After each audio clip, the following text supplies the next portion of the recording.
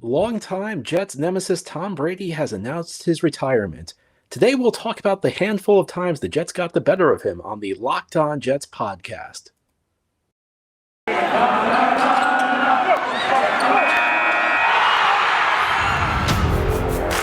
You are Locked On Jets, your daily New York Jets podcast.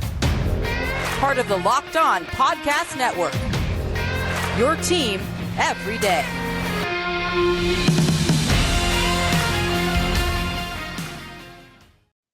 This is the Locked On Jets podcast for Thursday, February 3rd, 2022. I'm your host, John B. from GangrenNation.com, and today our episode is brought to you by Get Upside. Just download the free Get Upside app and use promo code TOUCHDOWN to get 25 cents per gallon or more cash back on your first tank.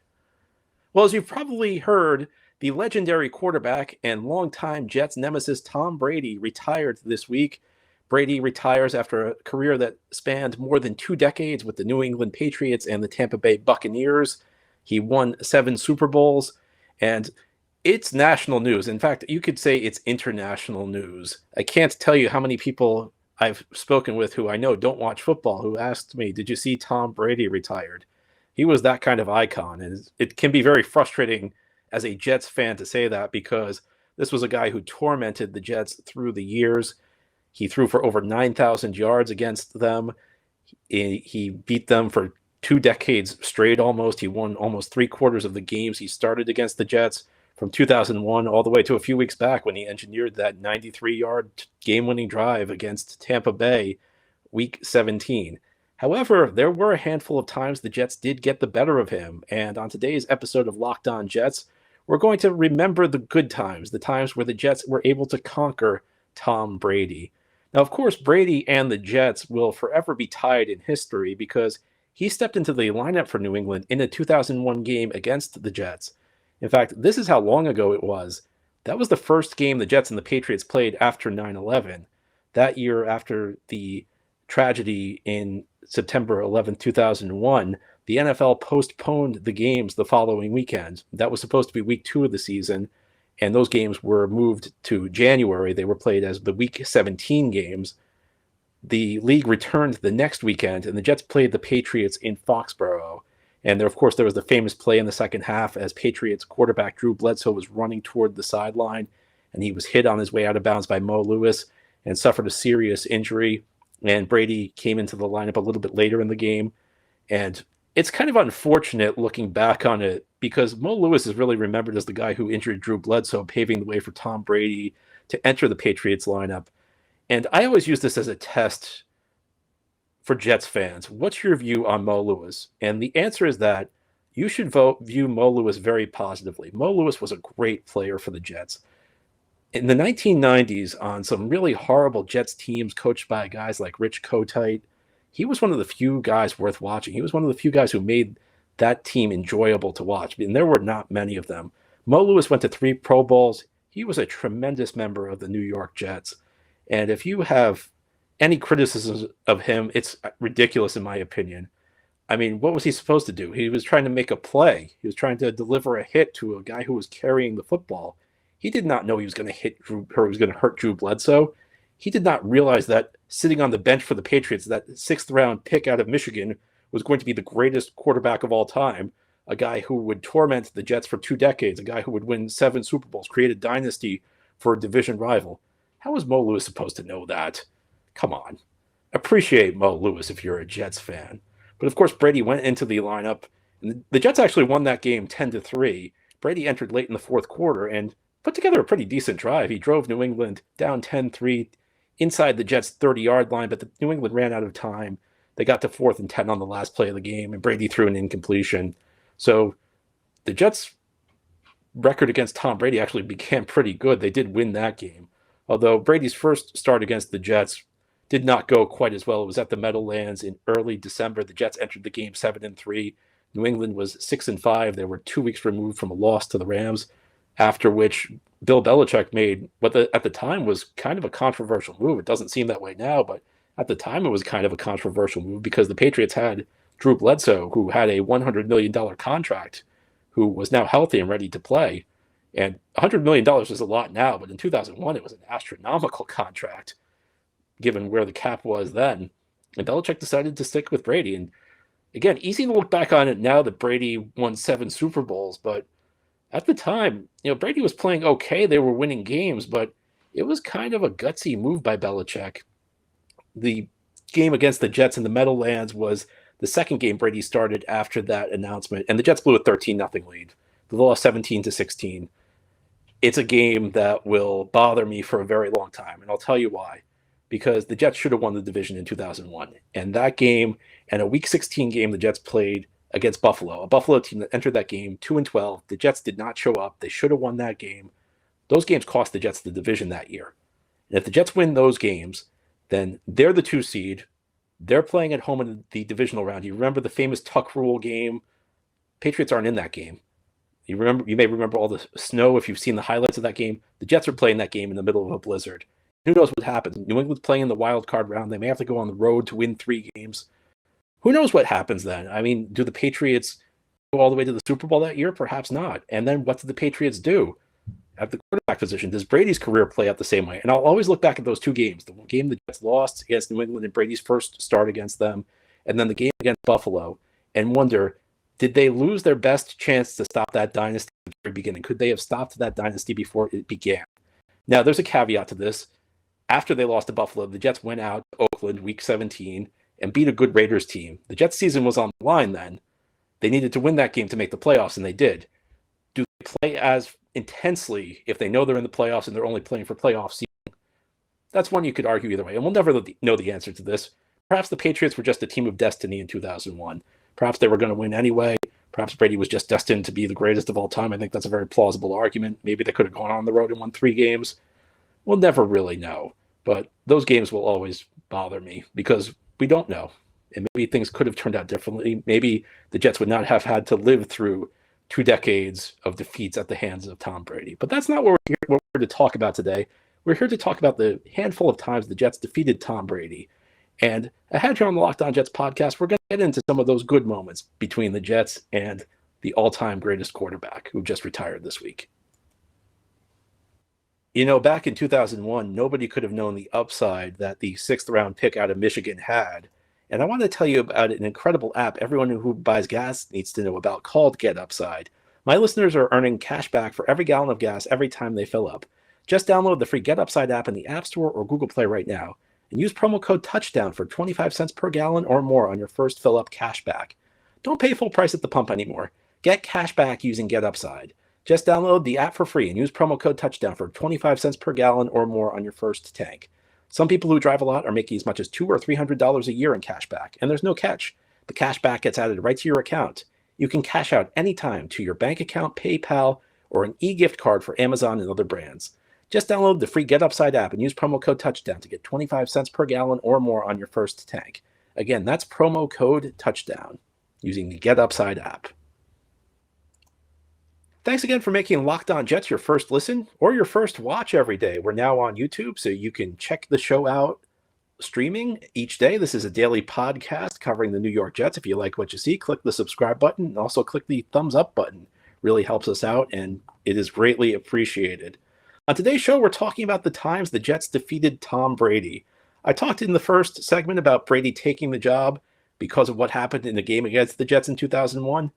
1 year later, the Jets went to Foxborough the second to last week of the season, and they were not in very good shape. It was Week 16. They were 7-7. They were coming off a horrible loss to a bad Bears team.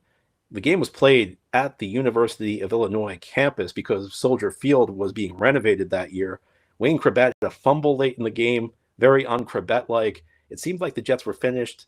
They were playing against New England. It was a game both teams really needed in the playoff race. And the Jets went up there and really controlled the game throughout. They never trailed. They took an early 7-0 lead. They were up 17-10 in the third quarter. The Patriots tied it a couple times. They made it 7-7. They made it 17-17. But the Jets reasserted control in the second half. The key play when the Jets led 27-20, a 15-yard touchdown pass from Chad Pennington to Wayne Chrebet. Pennington had 3 touchdowns on the day, and the Jets came out of Foxborough with a 30-17 victory. And it's one of those things that's funny because looking back on it, there was a school of thought that the Patriots really weren't that good, that they had kind of caught lightning in a bottle in 2001, that they were kind of just an average team. So you really did not think much of it at the time. But looking back on it, it's one of maybe two times in the Brady Belichick era that a team stood toe to toe with them in the AFC East and came out victorious. And the next week, it was a magical week for the Jets. They entered week 17 still needing help. In fact, they needed the Patriots to beat the Dolphins in the early games. The Jets were then playing the Packers in the late afternoon time slot. So they needed New England to beat Miami, and then they needed to beat Green Bay themselves.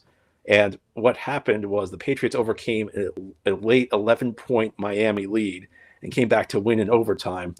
And this is a true story. The Jets game began, it was a 4 o'clock kickoff. The Jets game began, and people across the stadium were either listening on portable radios or had portable TVs, and the Jets were called for holding. And Adam Vinatieri kicked the game-winning field goal for New England. And the Jets, after being called for holding, there was an enormous ovation in the stadium because New England had won the game.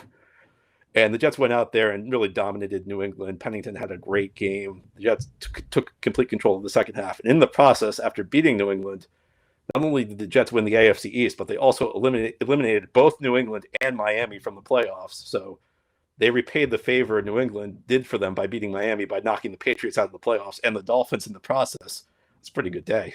It's one of my favorite days as a Jets fan. In fact, the Jets won the division and knocked their two biggest rivals out of the playoffs. That was great.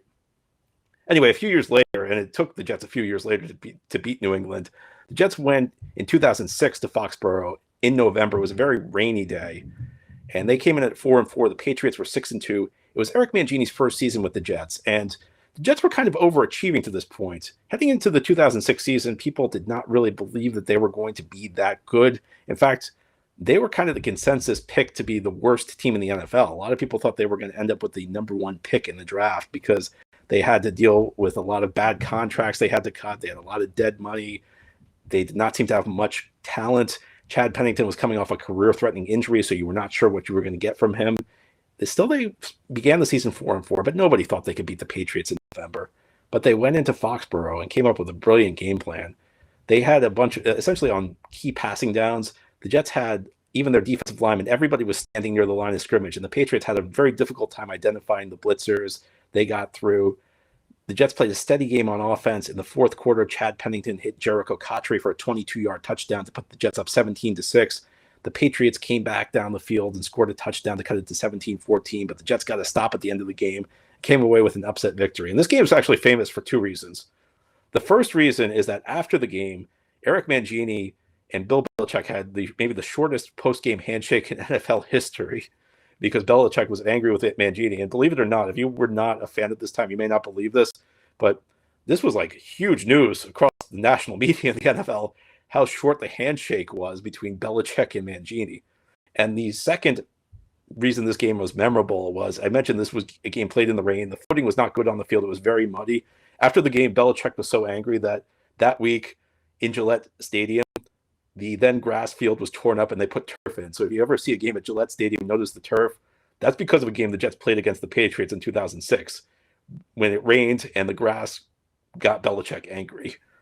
Now, later in the season, the Jets made the playoffs. They actually went to New England in the first round, and Patriots beat them pretty handily. So I guess New England got the last laugh that year, as they frequently did. And as we found out later, that was kind of the high point of the Mancini era because the next 2 years did not go quite as well. You know, they had their moments in 2008, but they ultimately fell to 9-7, and Mancini was fired, which brought us to the Rex Ryan era. And Rex Ryan did a lot of talking in the offseason leading up to his first year with the Jets. And he famously made the quote in an offseason practice, "I'm not here to kiss Belichick's rings." And obviously that was not a statement that New England loved all that much. Well, the Jets played New England week 2 that year. It was the Jets' home opener, their final year in the old stadium.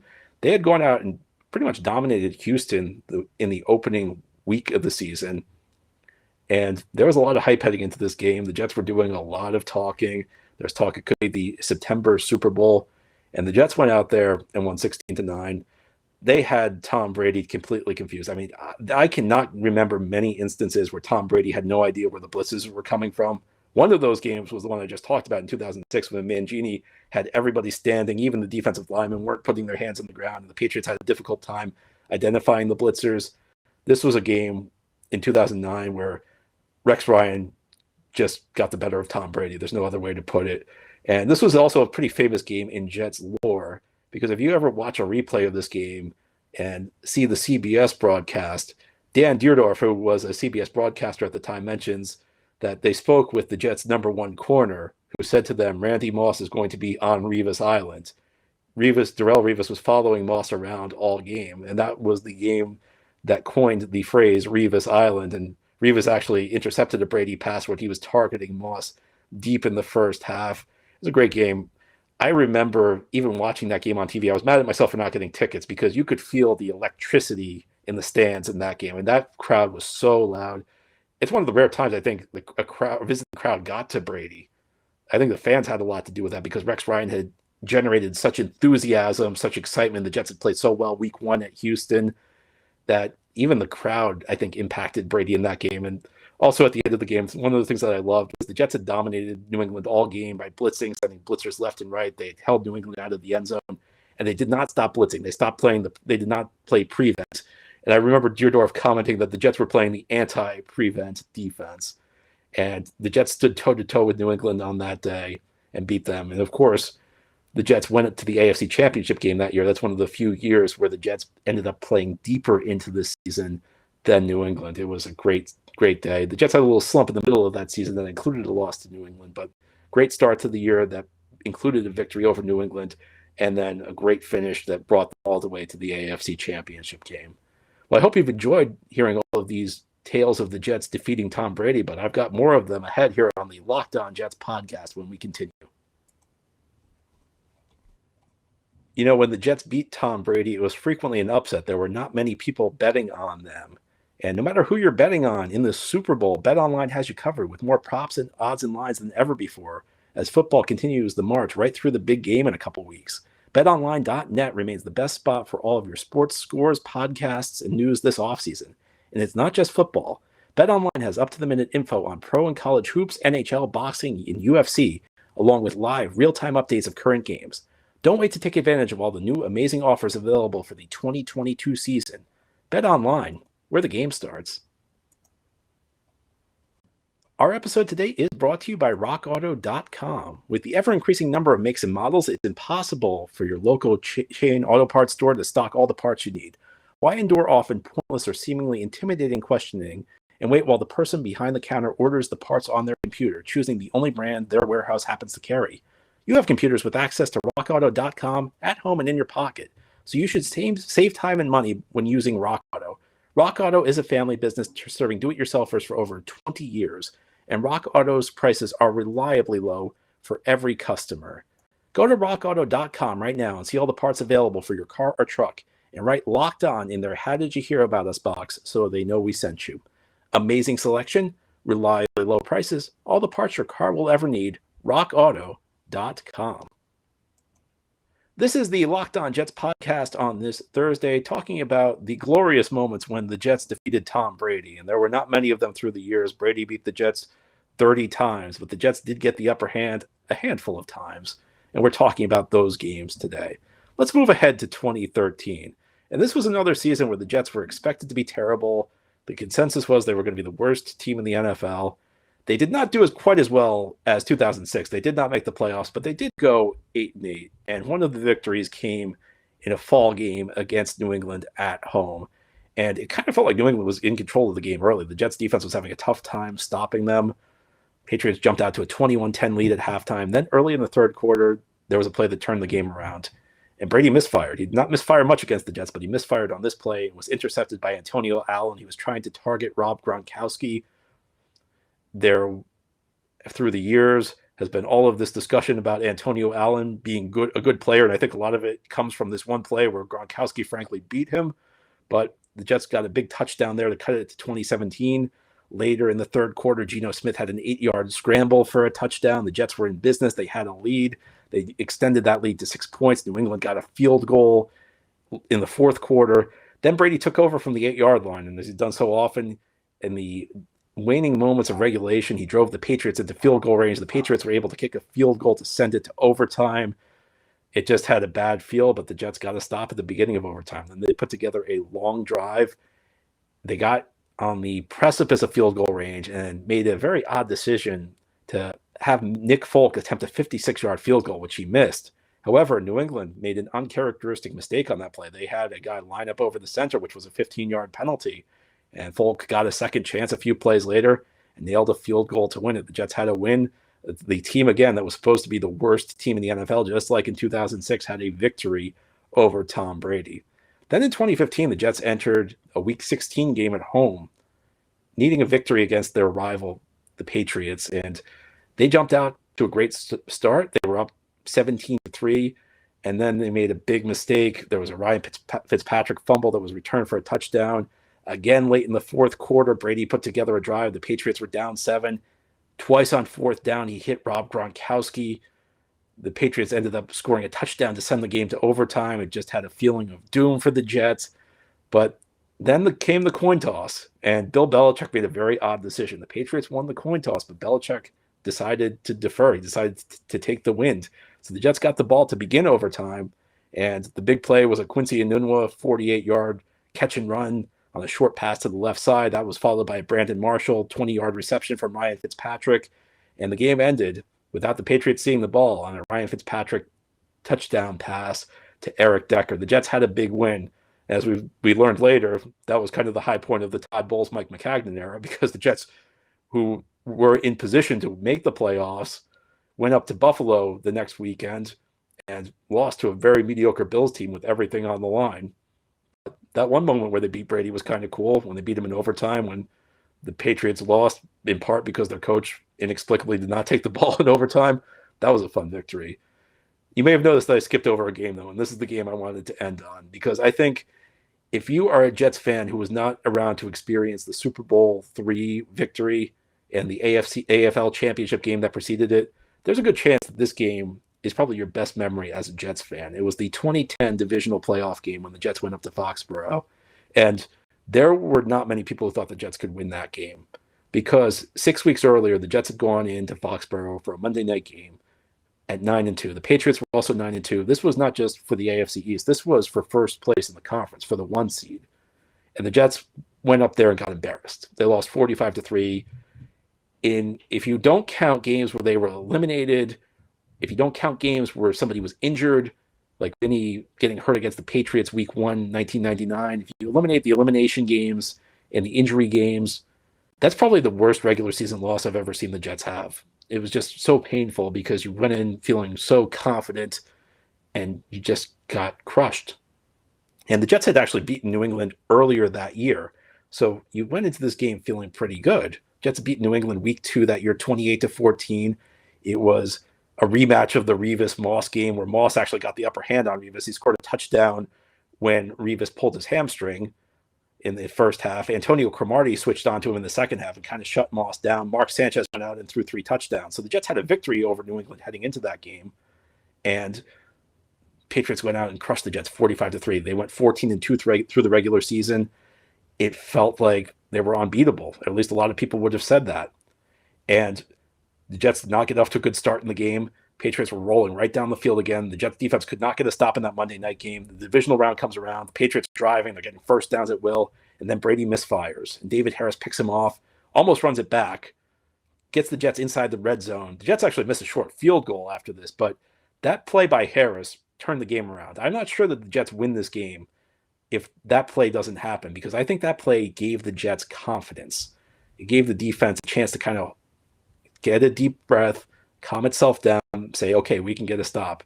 And the rest of the game, the Patriots had a tough time moving the ball. The Jets thoroughly confounded Brady. Sean Ellis played the game of his life with 2 sacks. The Jets sacked him 5 times. Very on Rex Ryan-like game plan.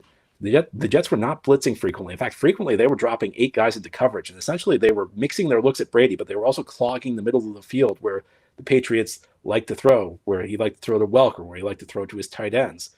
They were taking that away, and they were mixing their looks. And even when they were rushing 3, they were getting home. The game turned near the end of the first half. The Patriots ran a fake punt, which was probably a mistake. It was probably a mistaken call. Eric Smith made a big tackle. Mark Sanchez then hit Braylon Edwards for a touchdown where he dragged 2 guys into the end zone. The Jets were up 14-3. The Patriots did rally a little bit. They scored a touchdown near the end of the third quarter, got a 2-point conversion to cut it to 14-11, but the Jets responded. a big catch and run from Jericho Cotchery. Santonio Holmes makes a spectacular touchdown catch. The Patriots got the ball back about around the midway point of the fourth quarter. Took a long time-consuming drive, and the Jets eventually got a stop. The Patriots did score a touchdown late in the game to cut it to 7, but the Jets were able to put the game away on a Sean Green long touchdown run. They ended up winning the game 28-21. A huge upset, a spectacular win. The last to date, the last playoff game that the Jets won, and it was just amazing to be able to go into New England, beat Brady and Belichick when it mattered the most. And ultimately, I think Brady's greatness is why it was so special on the occasions when the Jets got the better of him, especially 2010, but even all of these other games. And I know we all root against Brady. Listen, Brady's the guy who tormented us for 2 decades.